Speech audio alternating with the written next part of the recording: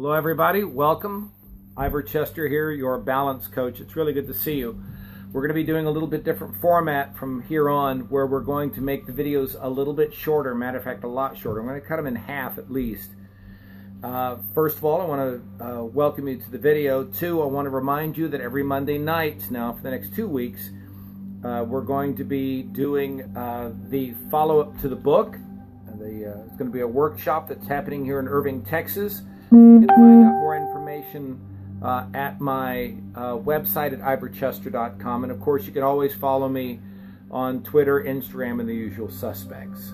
So let's get down to business. Now, as you've seen, the information, the header that I use, excuse me, turn this down. The header that I use is called When It's a Good Time to Quit. Now, for those of us who've been followers of being properly motivated and understanding what it really takes to be tenacious, we really know that's kind of a trick question.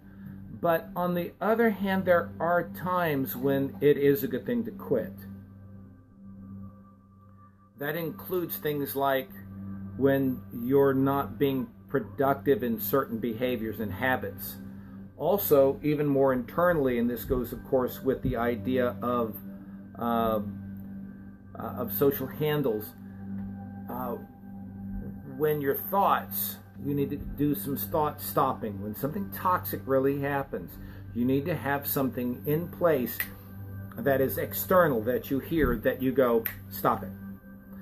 I've had people use clicker pens. They use these little clickers that, little noise makers, just something that makes a little click that just says, stop it.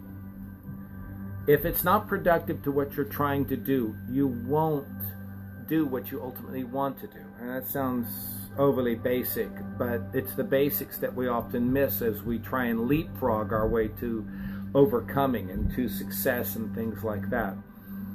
So, all the other times where quitting is really appropriate is quitting toxic friends. And by the way, that includes toxic family. And I hate to say this one, and it unfortunately is something I have to practice. But as C.S. Lewis, and I use this repeatedly, C.S. Lewis said, friends are the gift we give ourselves to make up for the family God gives us. Our families aren't perfect. And if they're not going to be somebody who works with you, is understanding, forgiving, because, they know what we were like. They're our family of origin.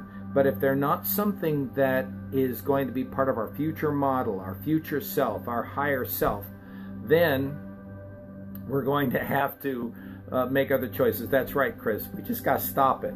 I'm guilty of it. I know some of you are guilty of it as well. So, in conclusion, I want you to start thinking about, what do you need to stop? Okay? Because understand that when you stop doing the negative things, you'll start making room for the positive that you want in your life. Jessica asks a question, is family given to us by God, though? Is it sinful or bad or wrong to quit them? And the answer is no. Though God does give us that family, just because you have to understand it's a fallen world, so therefore they're going to be acting the way that they're going to act, either for bad or good.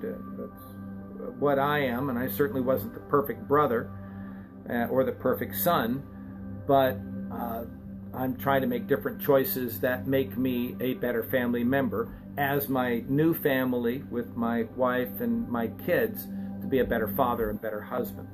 So to answer your question in a synopsis, Jessica, no, it's not sinful. Make sure that you, one, give them choices. You don't just all of a sudden cut them off in a big drama moment. What you are doing is you're giving them, hey, Beth, what you're doing is you are, yes, Christina's right. Leave it to her. It's establishing healthy boundaries. And only people who have worth understand their healthy boundaries. So you're going to be protecting what you have. You're not sinning because you're dropping them. You're giving them alternatives. You sit down with them, as I was saying, and you say, look, I'm trying to do A, B, and C.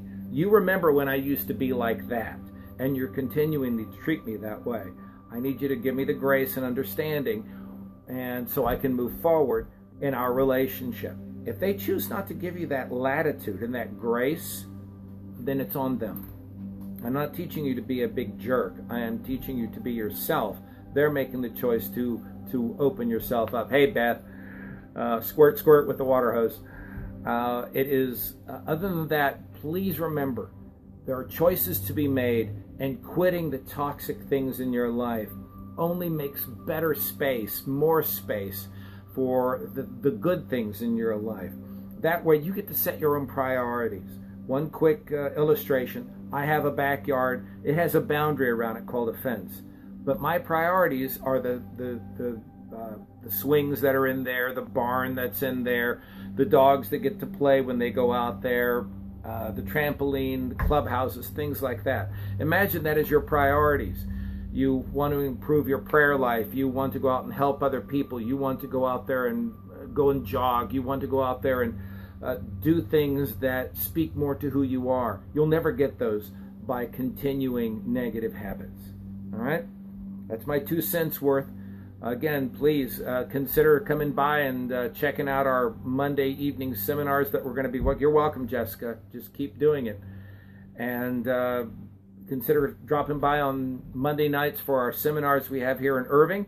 Check out the information at ivorchester.com, and please feel free to share this. It is such a blessing to be able to speak out there to it. I appreciate every insight that I get from you. Feel free to share it with others. Thanks for your time. Until then, God bless. We'll see you out there.